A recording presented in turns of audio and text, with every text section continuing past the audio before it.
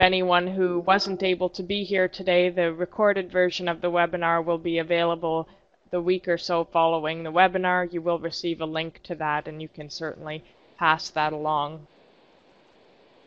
Following the webinar, you'll be directed to a screen with feedback polls, and that just helps us at Edge know what your experience of the webinar was like and helps us to improve how we offer and the quality of webinars we offer in the future. So we do encourage you to take a moment after the webinar to fill those out. The webinar tonight will be 1 hour, and Norm will be taking questions throughout his presentation. We do encourage you to type your questions and comments in as you think of them rather than waiting, and we'll handle them as we're able. To do that, simply type the question or comment into the chat pod as you have been doing by clicking the bar at the bottom of the chat pod, typing your question or comment in, and then hitting enter. If for some reason you find the chatting distracting, or if you'd like to see Norm's PowerPoint in a larger format, you can do that by clicking the full screen button at the top of the PowerPoint file. That will not disrupt anybody else's screen, but will simply sort of hide the rest of what you see here in the background, and you'll be able to hear Norm's voice and simply focus on the PowerPoint presentation. If you'd like to send me a private message, if for some reason you are experiencing audio difficulty, simply click my name and there should be an option to start private chat. So Norm, we're happy to have you tonight on this topic of social entrepreneurship. Norm is a co-founder and partner with Venture Delhi, and maybe I can remember to put the link to your website up. I'll do that as soon as I finish here. You also teach social entrepreneurship at the University of Toronto Schulich School of Business. So we're happy to have you tonight. And I'm going to sign off my webcam, but I'll be here in the background if folks have any questions, and I'll be monitoring the chat pod. So thanks, Norm. We'll turn it over to you. Excellent. Well, thank you very much, Josephine, for the opportunity, and thank you to the Edge team for allowing me to be facilitating this webinar tonight, and also thank you for all of the guests that have signed up tonight to listen to me speaking for the next hour. I'm going to hopefully try to make this as interactive as possible. Obviously, there's me speaking and you typing, but I'm going to try to keep glancing down to the chat box to make sure that I can see questions as they come and respond to them in a timely fashion. So if I didn't catch a question, or if I've misread or misinterpreted, just please give me that feedback, and we can try to respond to those questions as we go. So as much as we can make this interactive, that would be great. So Josephine gave you a bit of a background of myself, a very high-level one. To give you a sense, I've been working in the space of social entrepreneurship for the better part of my professional career. So I started in the space primarily working with boutique consulting firms. I worked with a company called Aperio. They were actually one of the first consulting firms in Canada that specialized in social entrepreneurship, primarily working with charities and nonprofits. Large charities, usually hospitals or museums, associations, to help their organizations set up new revenue-generating options. And when I was still working with Aperio, we didn't have this term social entrepreneurship. It was actually called revenue diversification, right? And that was the big hot topic back about 5-10 years ago, with organizations that were losing funding from government sources or from foundations or things of that nature. And so there was a big push to find new ways, new avenues of generating income for the good work that these organizations were doing. And that conversation evolved to social entrepreneurship. So I worked at that firm. I moved then to a firm called Evidence, which was similar in a similar vein, that focused specifically on working with charities and nonprofits to evaluate the effectiveness of their organizations. And so that also included organizations, usually youth employment-oriented organizations, that were trying to evaluate the effectiveness of entrepreneurial activities that they were undertaking and the like. I worked also at the Mars Center for the Mars Discovery District. And so Mars, for the ones that are from Toronto or who have visited Toronto, would know that Mars runs a program called Social Innovation Generation, and I was a social entrepreneur in residence, which is a fancy title for an advisor.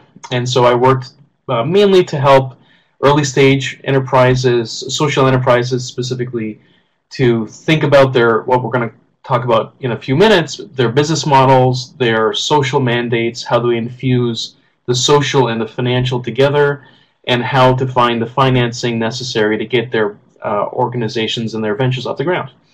As Josephine mentioned, I also teach. So I teach at the Schulich Business School, and I teach at the University of Toronto. So I teach MBA level at Schulich, and I teach at the in the Faculty of Engineering, actually, at the University of Toronto. In both cases, I teach entrepreneurship. So I work with graduate students to help them to conceive and prepare and launch business models and organizations that can help make the world a better place. About 2 years ago, I founded, as Josephine mentioned, a company called Venture Deli, and was focusing primarily, or am focusing primarily, on what we call launching companies that matter. So by companies that matter, we talk about companies that are focusing on socially and environmentally critical programs and initiatives that our world desperately requires. And so primarily focusing on helping them to secure investment, to help them to define and focus their business models. And again, I'm going to talk about what that means in a few minutes. Helping them to find partners and build collaborative opportunities for them to get their businesses off the ground. So that's a bit of my background at a really high level. So I've been working in this space for quite a number of years.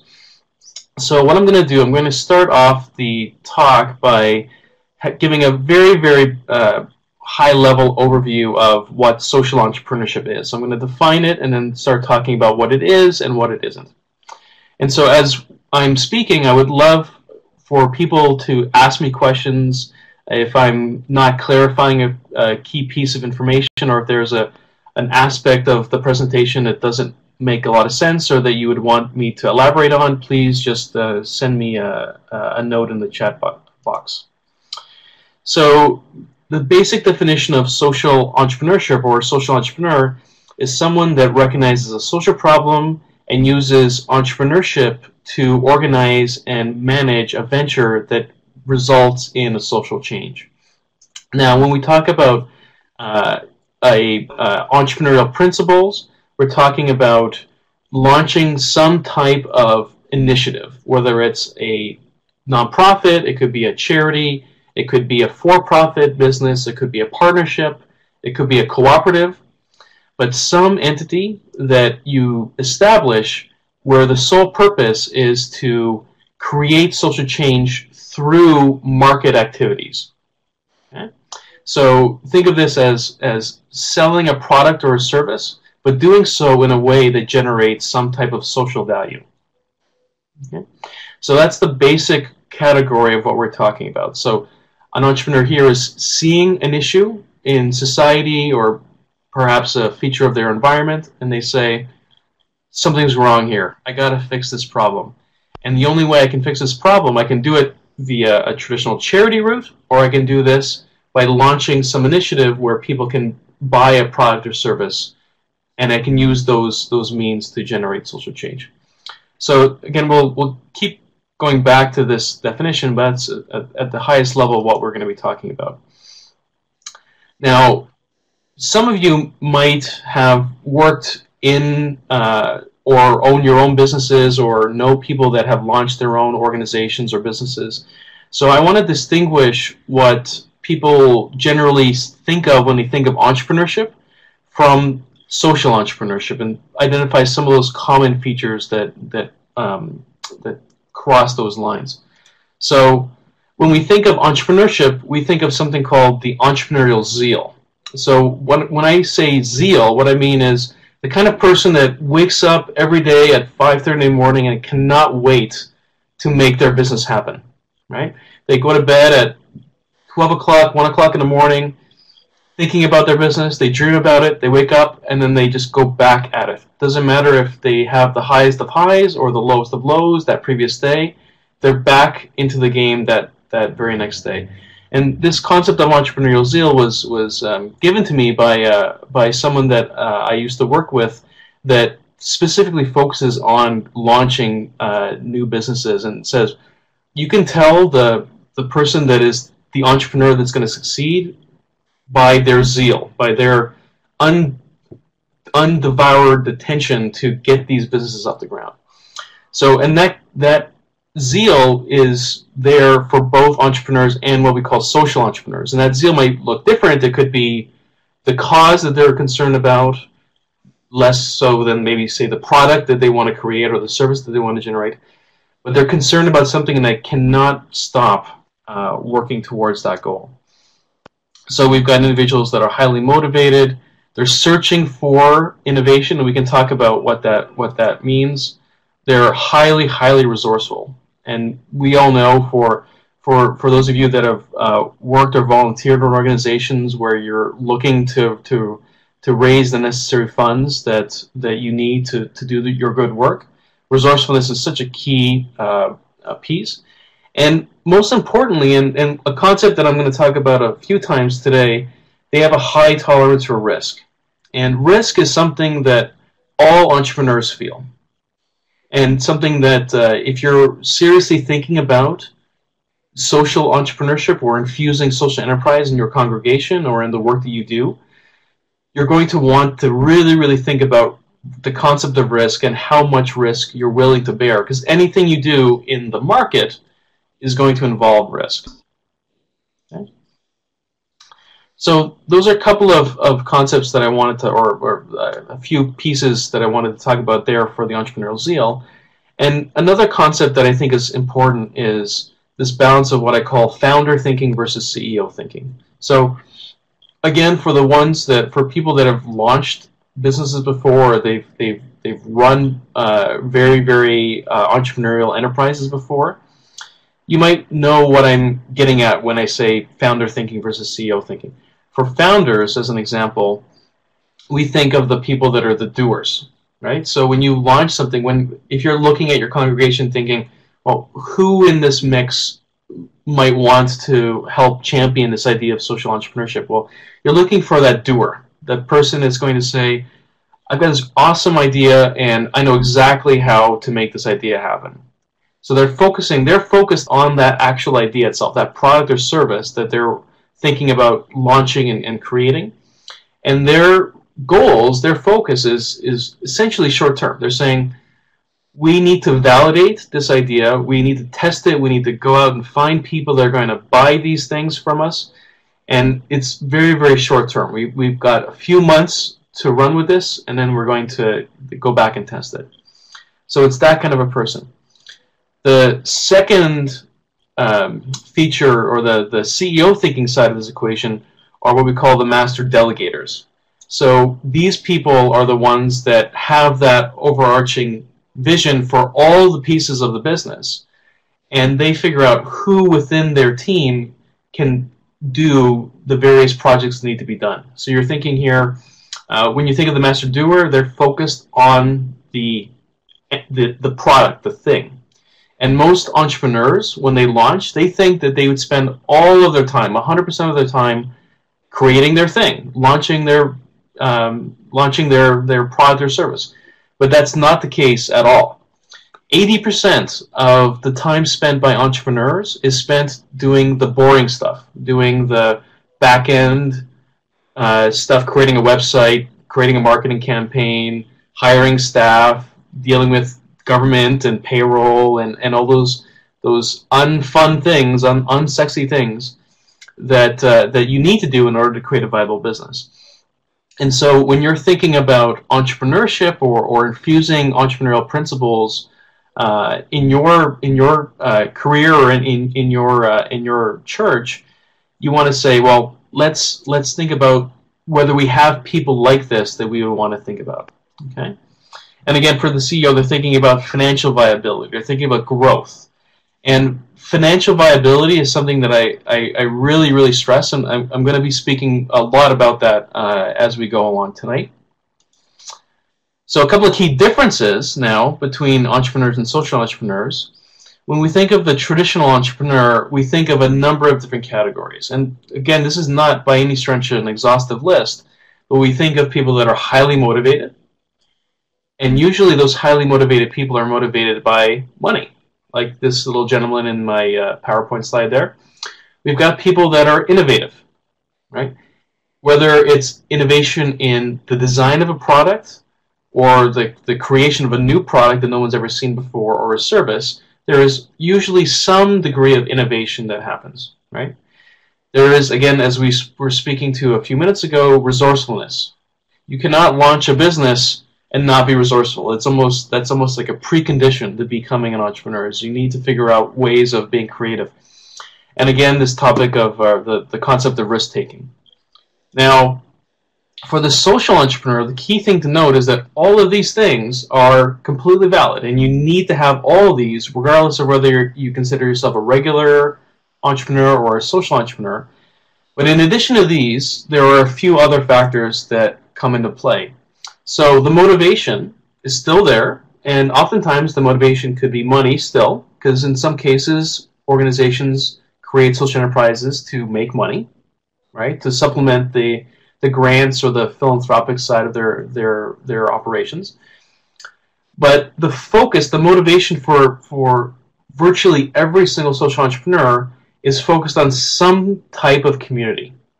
Now, that community could be a disadvantaged group that they are working with. And when I say disadvantaged, what I basically mean is there's some group or something, and that could be an environmental thing, is not at an equal footing to the rest of society. So you think of mental health as an example, right?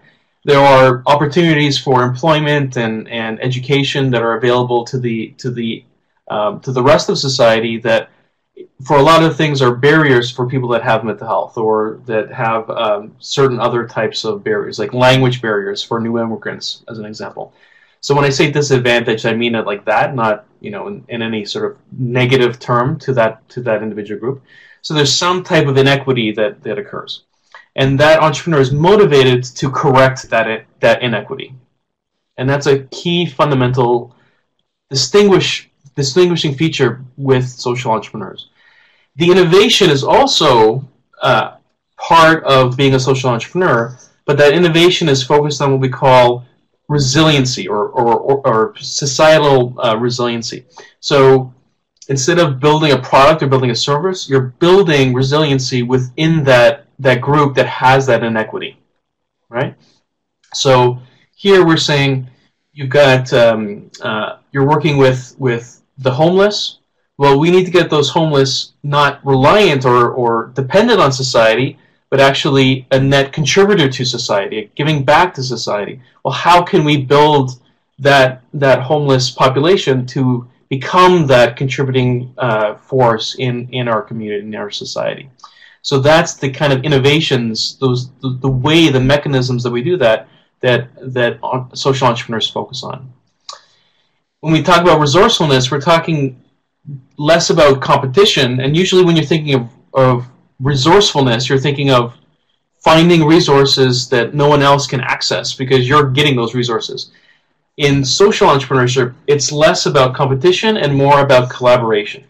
So you'll find whenever you see or when you hear about social enterprises that pop up, that they're often partnerships between two organizations, or there's a tie-in to some other group that offers a feature of that service, or key funders, key partners that they highlight way more than a regular entrepreneur would do.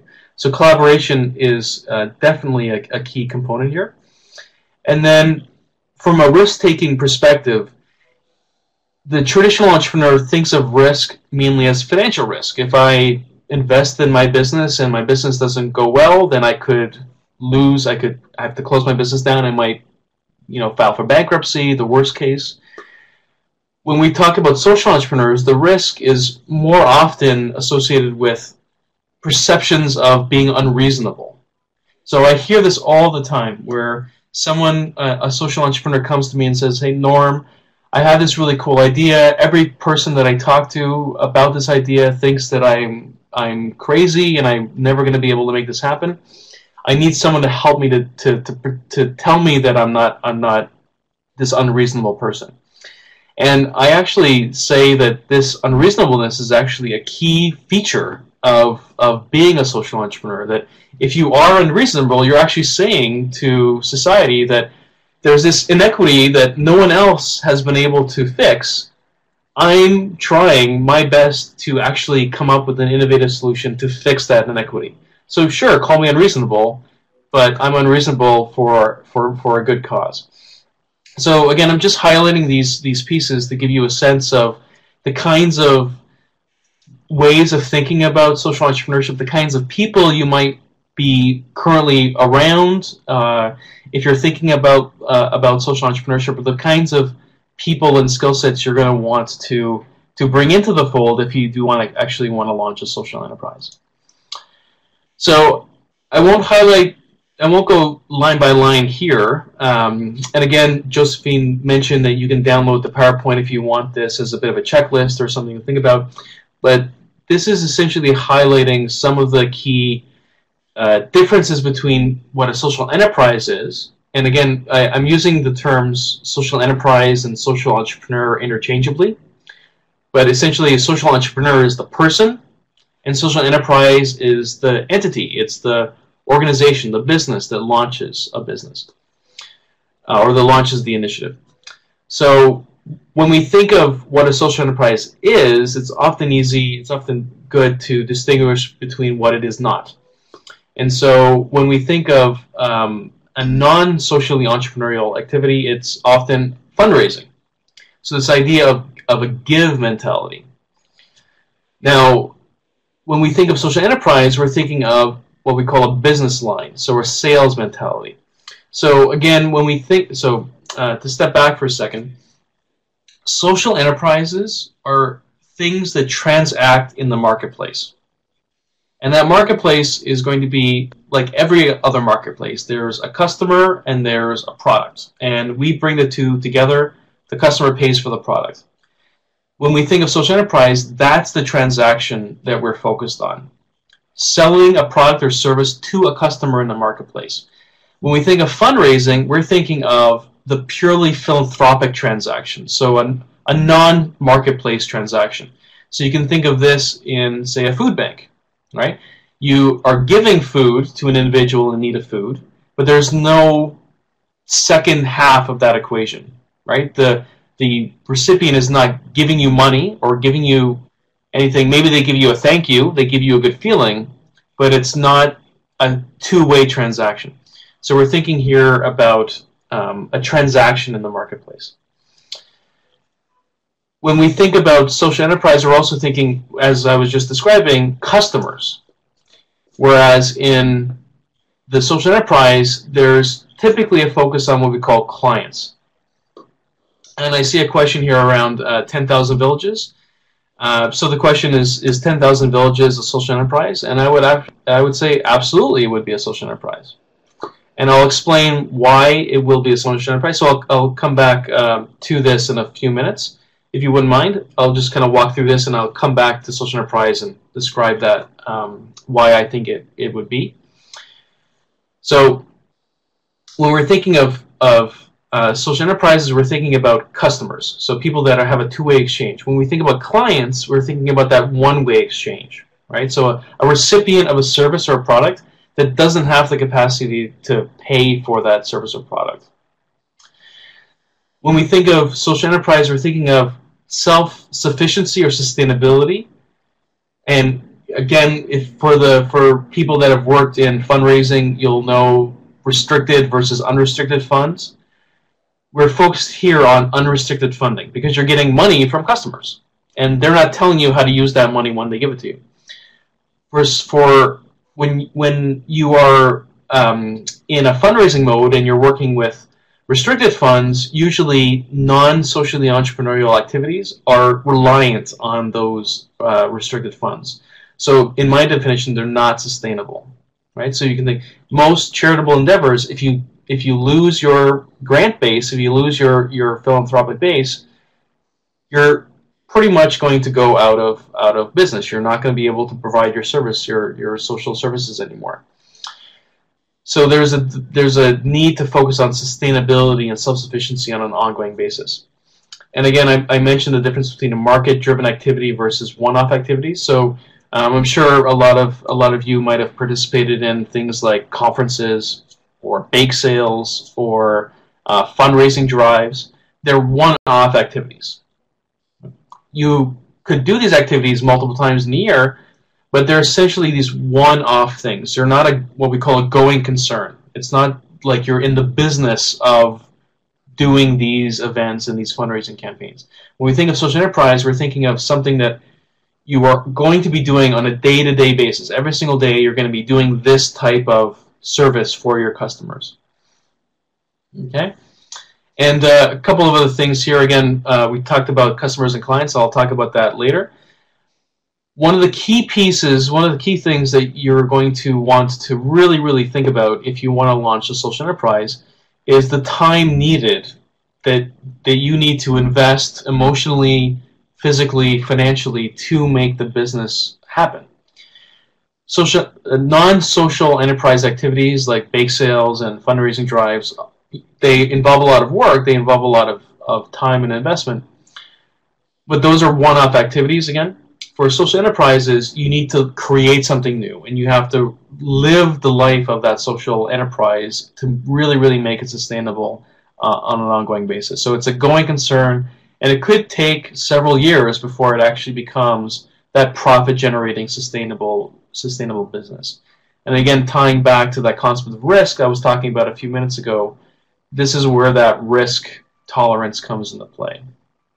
And again, and please keep talking to me about questions if you have them. And for Caroline's sake, I'm going to talk about 10,000 villages as my example in a few minutes. So I'll come back to that in a second. So again, I'm not going to highlight this too much because I want to move over to actually talking about social enterprise and how we actually think about them.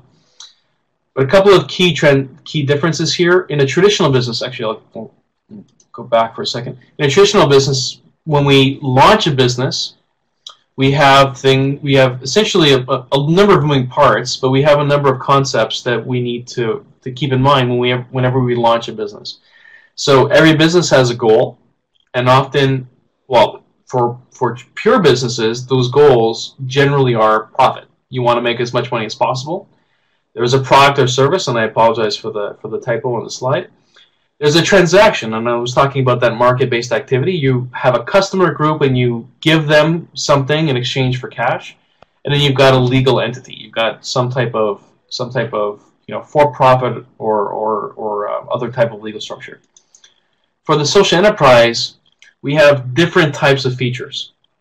So we have here in the goal category what we call blended value. And I haven't talked about this yet, but blended value basically means that you have two different missions. You've got a financial mission, which is to be, at the minimum, break-even or sustainable, but ideally profitable. And you have a social mission, and that social mission is tied to that inequity that we were talking about a few minutes ago, tied to resolving and making a particular community resilient. And so blending those two missions is one of the hardest things to do in social enterprise, but one of the most rewarding things to do when you create a social enterprise. When we talk about a product or service, we're talking about infusing what we call social benefit into the value chain. So for those that know sort of business language and the idea of value chains basically are the steps you need to design a product or service, right? So all the way from raw materials to pre-manufactured goods, to shipping those goods, to packaging the goods, to then selling the goods and distributing the goods. Well, all along that chain, there are opportunities to add social value. So you can hire a certain population So you could hire your client base, that disadvantaged group, that group that's facing that inequity. You could source products in a sustainable or ethical way, right? So you can source your raw materials that are respectful of nature or the land or other kinds of features. And you can assemble or manufacture or deliver things that are zero footprint, that again might hire a certain population and that kind of thing. The transaction, we'll talk again in a few minutes around the difference between customers and clients, but you're again, in the same way that you have two goals, you actually have two audiences. You have two things you're transacting with. You have a customer group that's buying your product or service, and you've got a client group that's receiving the social benefit from your activities. And you've got a legal form. And this is one of the key questions, or one of the things that I unfortunately have to talk a lot about, and I say unfortunately for a specific reason.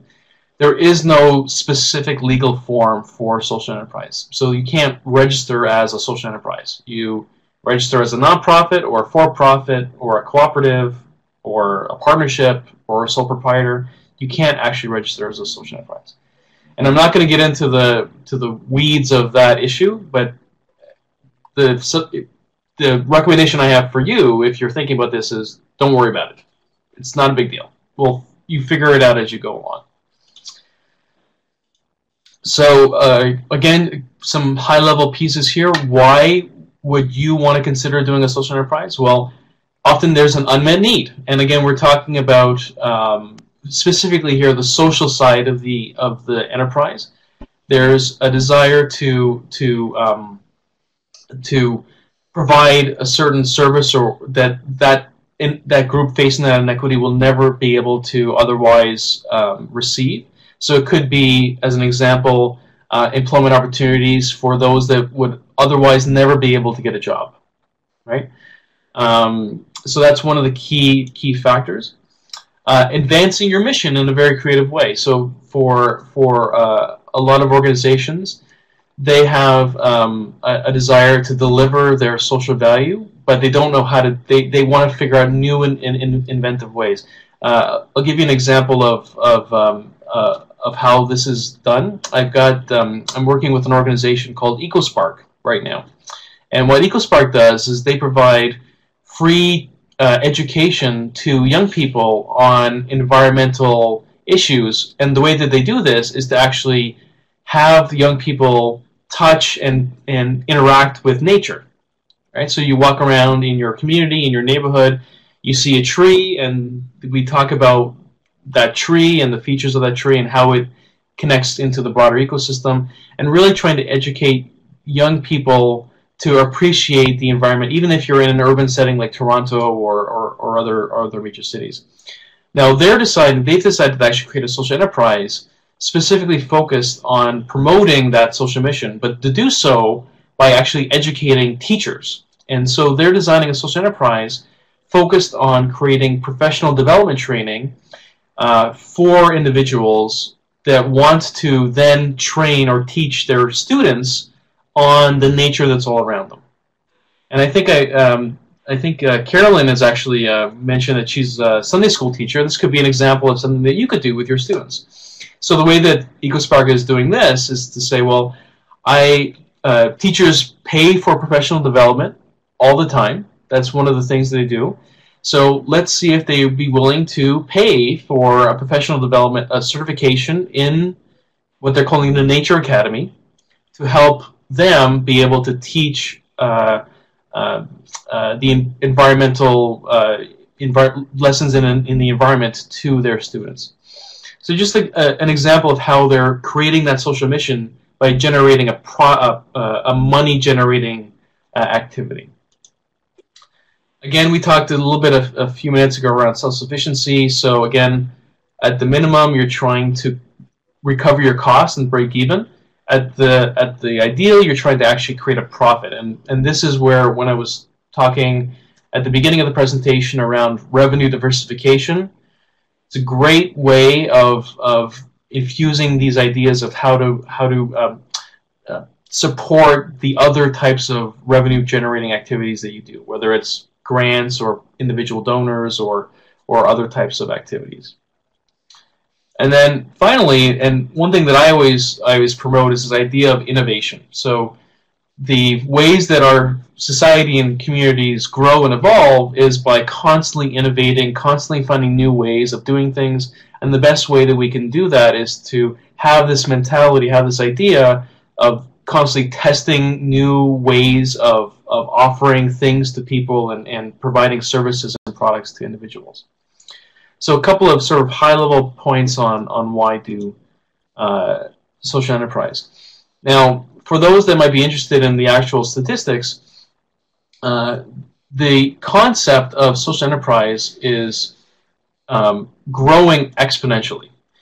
There are a number of social enterprise individuals that actually now call themselves social entrepreneurs. So only within the last few years have we seen a huge increase in the number of people that self-define themselves as social entrepreneurs. And so this is something that I've seen. I used to work at Sigma Mars, and I've seen in some cases the majority of people that come through our door say, I'm a social entrepreneur and I've got this idea. But on the flip side of that, a lot of studies, a lot of research in social entrepreneurship find that Canada is actually well behind some of our other colleagues in the United States, in the United Kingdom, in Australia, in a number of other countries around the world. They are even in Africa, there's a massive, massive movement to social entrepreneurship in Africa, which is oftentimes the opposite of what we would expect. But we've got a lot of other organizations, a lot of other nations and continents that are far more ahead than we are in Canada on the concept of social entrepreneurship. That being said, we have other people that are talking about how entrepreneurship and social entrepreneurship is the next thing for our society. That we have in Toronto, especially, becoming the next social innovation hub. And again, I'm using terms like social innovation, social entrepreneurship interchangeably here. They essentially mean similar things, so I'm not going to split hairs with these concepts. But this idea that cities like Canada, or cities like Toronto, Vancouver, Calgary, now I'm seeing a lot of innovation happening, Montreal, Ottawa, a lot of the major cities, and for Waterloo, Kitchener is a huge hub now for social entrepreneurship. I taught a course at the University of Waterloo, and I had a number of students that were really, really keen on this in that area. A couple of other pieces here too is the concept of impact investment. So if you haven't heard of social entrepreneurship or you've just touched upon it, you may have come across this concept of impact investment. But impact investment is the flip side of social entrepreneurship. So impact investment is the cash side of the equation. So social enterprises seek capital to help get their businesses off the ground. Impact investors are the suppliers of that capital. About 5-6 years ago, the space of impact investment was pretty small. It was only about $1 billion, $2 billion. Just a few years ago, 1 year after that, the size of impact investment grew to $4.5 billion, so it tripled in 1 year.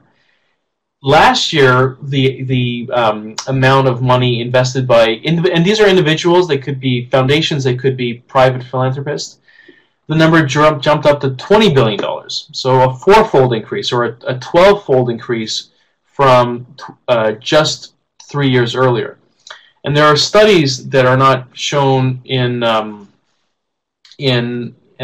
slides that are saying that social entrepreneurship or impact investment is going to grow to a $500 billion to $1 trillion industry within the next 8 to 10 years. So within a span of about 15 years, you're going from $5 billion, which sounds like a lot of money, but it's actually, in the grand scheme of how much money is invested in the markets, a drop in the bucket, to almost $1 trillion, which is actually approximately 1% of global wealth, which is amazing. I have a question from Anne around the profile of the impact investor. I can answer that one fairly quickly. When we think of, I don't know if you're asking specifically around individual impact investors, like specific people, but if you are, the impact investor is is an individual that is already bought into wanting to see social change. So they think of themselves as the investor with a conscience. Okay, so it could be, I have a number of people that I work with that are impact investors that are in their 40s that have acquired wealth in other areas of their investment portfolios and other asset classes, and something happened, something triggered in their brain, and they said, I've been making all this money primarily to make, white rich guys even richer. This is not going to work for me anymore. I need to make a change in society. And I want to do it not just by giving money away, but actually by investing that money. So in Toronto, as an example, the profile would be someone that is in their 40s, and even in some cases even younger, in their 30s. People that might have acquired wealth through launching their own businesses and wanting to give back. Impact investors on the West Coast actually are a little bit older. They're usually people that are going to be in their late 40s and 50s, and that kind of thing. So, and again, it's always people that have some type of motivational event, some type of epiphanal moment that said to them, I really want to give back to my community, but give it back in a very creative way. So again, I'm getting another question of if investors are organizations, what kinds of organizations do they look like? Well, usually if you're an investor, if you're in an organization that calls themselves impact investors, primarily, at least in Canada right now, it's going to be philanthropic foundations or community foundations. So it's going to be, and these organizations have the capital within their endowments or other investment areas in their investment portfolios that they allocate specifically to impact. I won't get into the details because there are different ways of investing as an investor, and I do want to kind of have enough time to talk through some of the features of social entrepreneurship. But if you do have if you want to learn more about impact investing, I'm more than happy to share some information with Josephine that she can upload and provide to the group around impact investors. It's a fascinating area and something that I'm particularly interested in growing. So I don't know if Anne that helped to answer some of your questions, but thank you for that. So I'm going to spend the rest of the presentation talking specifically about how you can assess social entrepreneurship opportunities. So again, I'm under the assumption that people that are participating are seriously considering how to infuse these principles in their congregations, into their day-to-day work. How can we actually launch these social enterprises? So here, and I put it in big, fat, bold letters, you need to find a pain point. So a pain point, it sounds negative, but it's actually a typical business term. By pain point, we're talking about someone that has some type of need that isn't satisfied by someone else. So let's think of an example like the iPhone for people that own smartphones. Right? Before the iPhone, or before maybe actually I'll go back and I'll say the BlackBerry, because that's probably the cleanest example. Before the BlackBerry, in order for you to send an email, you had to go to your desk and open up your web browser and go to Yahoo or what have you, and then type an email and send it off to somebody.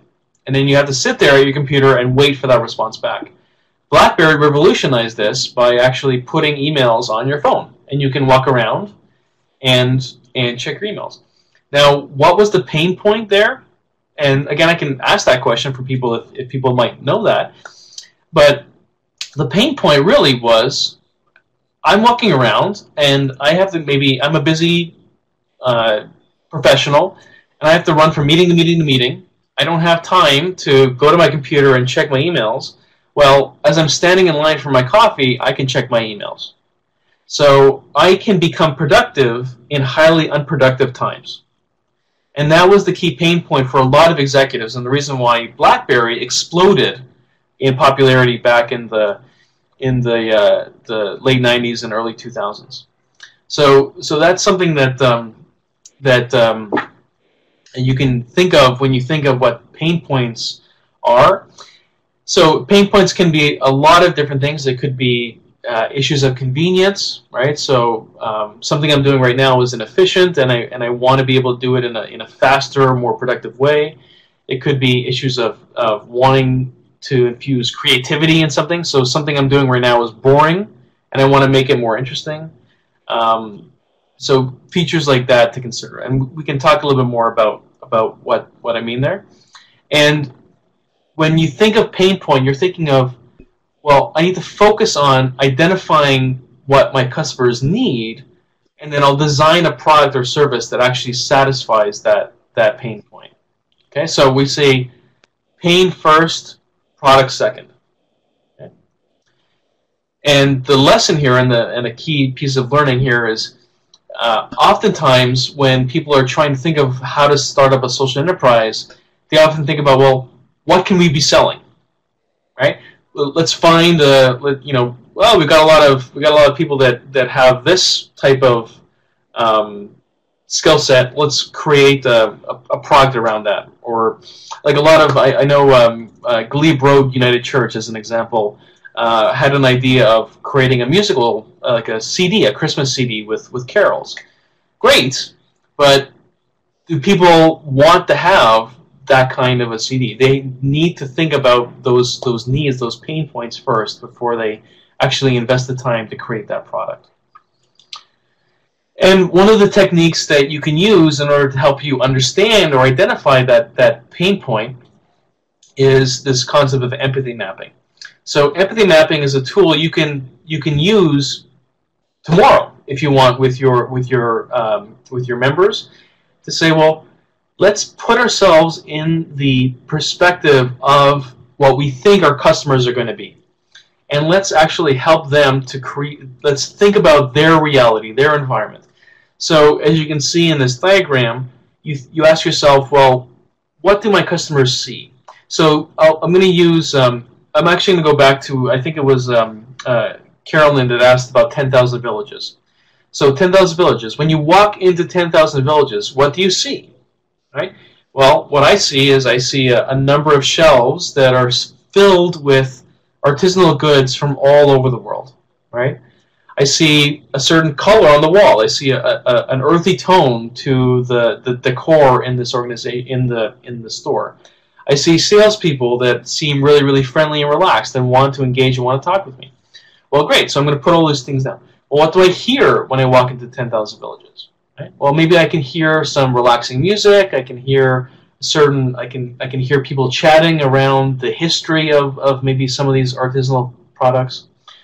What do I say when I walk into 10,000 villages? Well, maybe when I walk in, I say, what is this? What is the history of this particular object that I'm seeing? Where did this object come from? Who was the artisan that created this object? And so what do I think and what do I feel when I'm in that environment? Do I feel happy? Do I feel relaxed? Do I feel like I'm learning, I'm educating myself on some type of issue that I'm helping to resolve? So when you think of a customer, create an environment, create some type of persona of a person, and create an environment that you want them to be in, and say, let me more deeply understand the kind of person that is looking for a product or a service. So it's a very useful tool. I don't know if the 10,000 villages example was helpful, but at least it kind of hopefully gives you a start. So the second step in identifying an opportunity is what we call business modeling.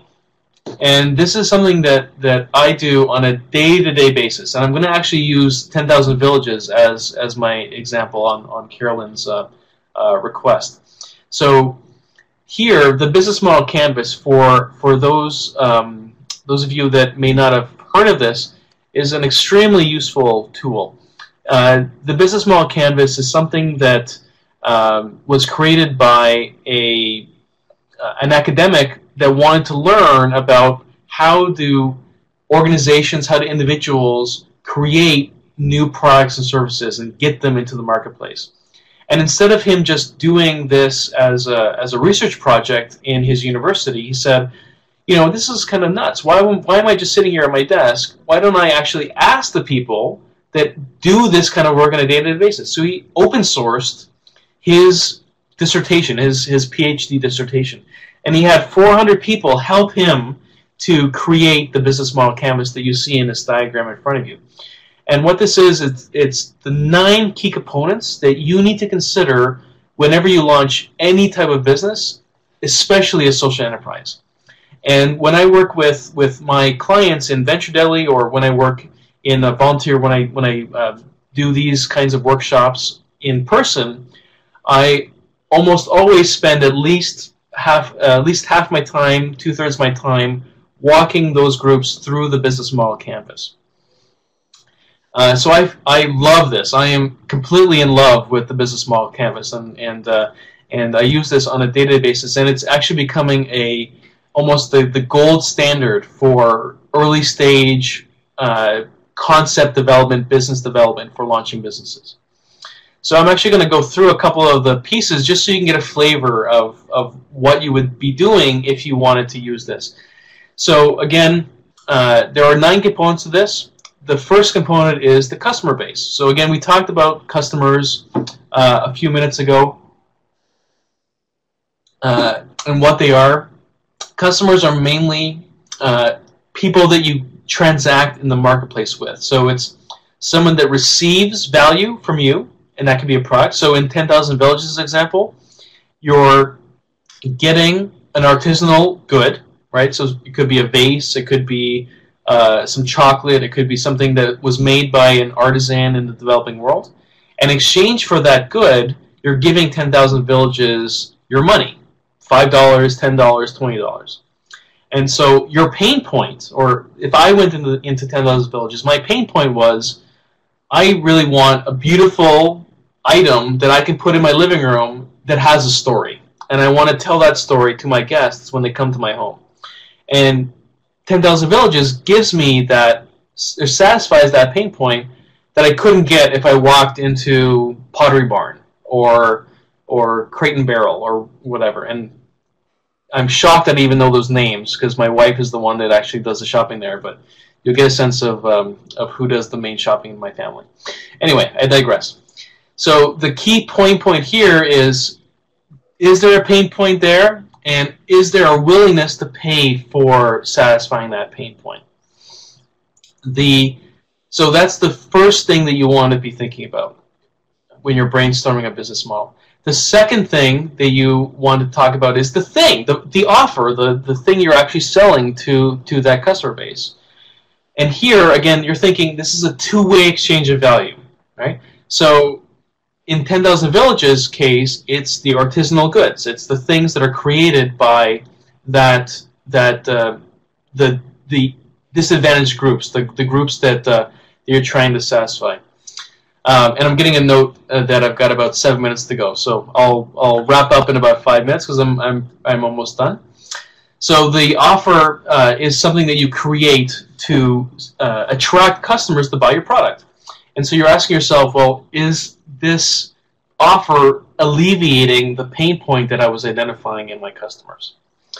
So in 10,000 Villages case, yes, it is. I have a desire to show a good to my friends and family that has a backstory that makes me feel good because I bought that product.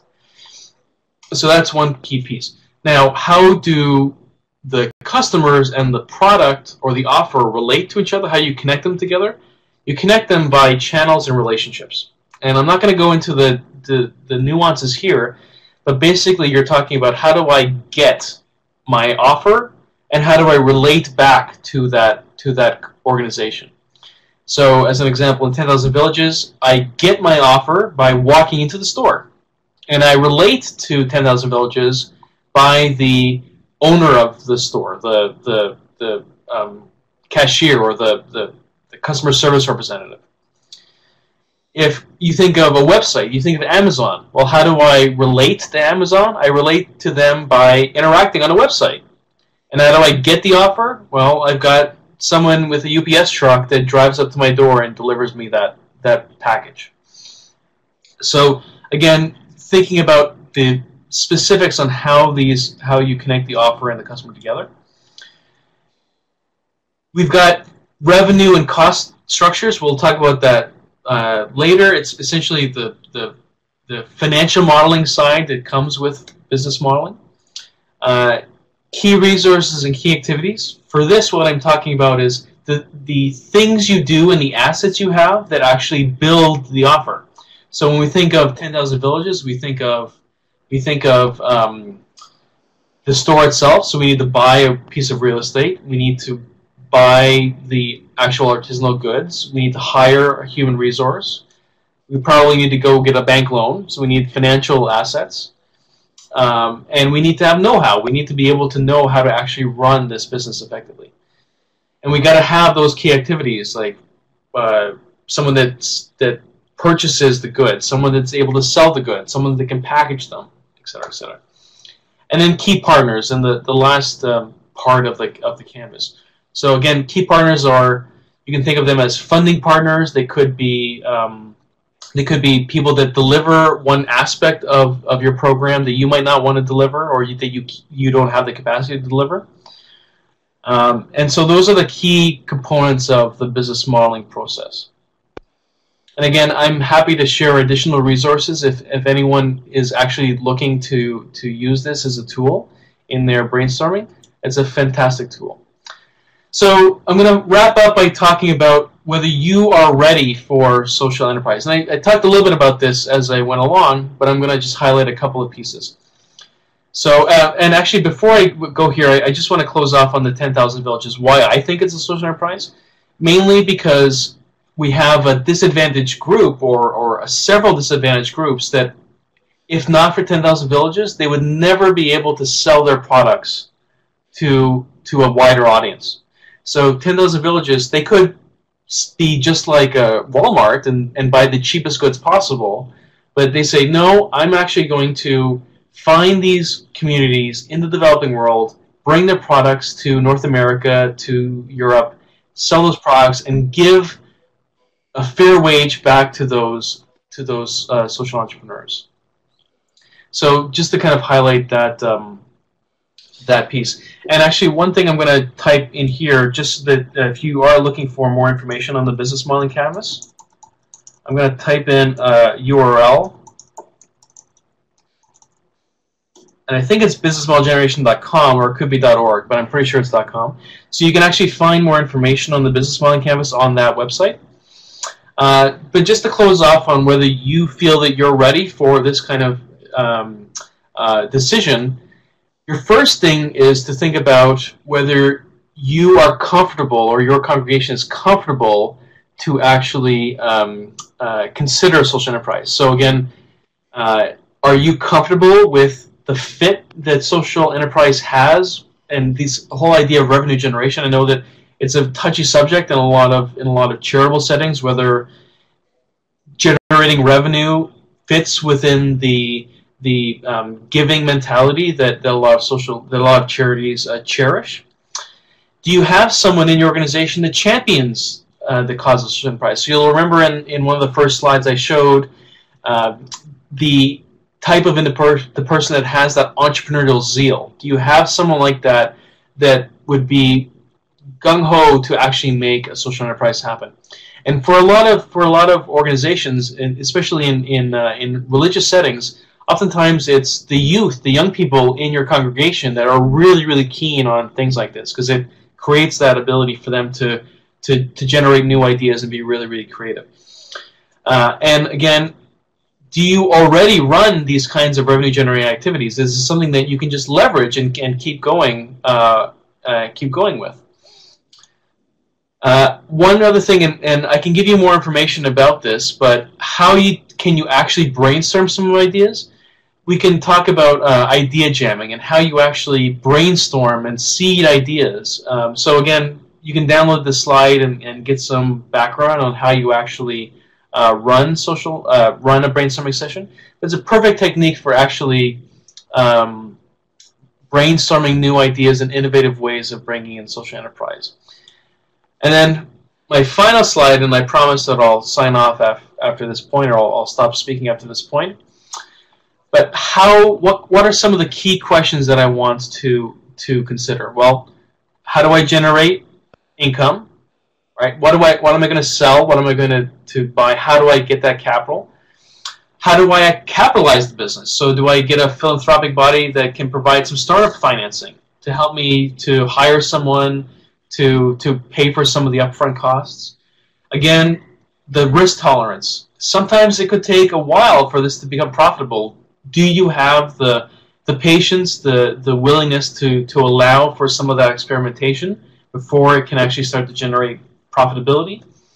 And how much flexibility do you need? So do you need to be able to make decisions independently, or are you working in a hierarchical structure that you need to communicate the desire to be entrepreneurial first before you can actually pitch enterprise ideas? So that is my final slide, and with that, I will turn it back over to Josephine.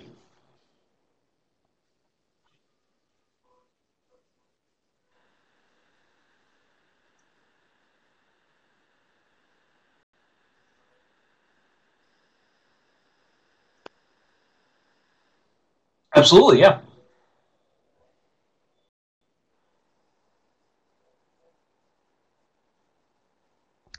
Hi, Norm, and everyone. Thanks very much. I am curious about the question you asked about whether our congregations are ready for this kind of conversation. So, Norm, I want to poll the room. Would you be okay with that? I'm going to ask, I pointed out at the beginning of the webinar the little figure with the raised hand at the top of your screen. If you click the arrow to the right of that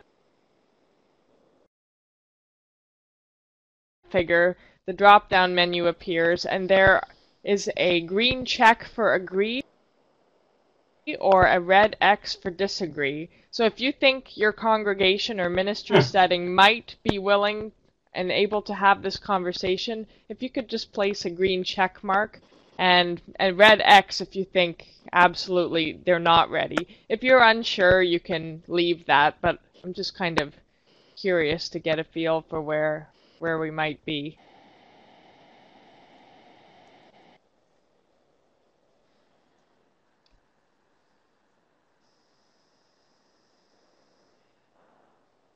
I see one user has stepped away from the meeting, so I'm not sure if that's the X symbol that was intended, but a mixed response. Maybe some people that are still thinking about how that would work, but certainly those And as I very encouraging.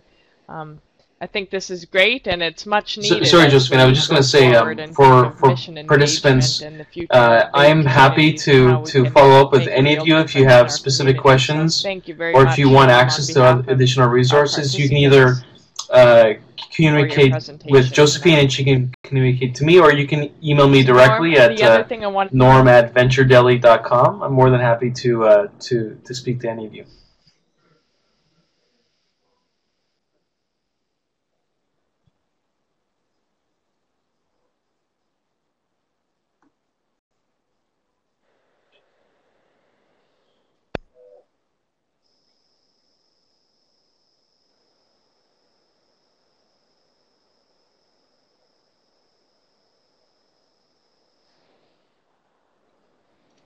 Well, Norm, you took the words out of my mouth. I was just going to ask if I could put your email address there, so you've answered that for me. Thank you very much.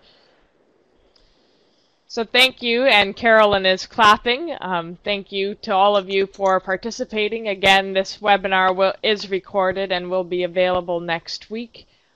Next week we have one more webinar before Easter, and following a similar kind of topic on business models for ministry funding, so finding alternative revenue streams. And we know that's an important topic for many congregations. So Norm, I'm going to let you say the last word, and once we sign off, I will direct us to the screen with the feedback polls, and if you could just take a moment to fill those out, that would be great.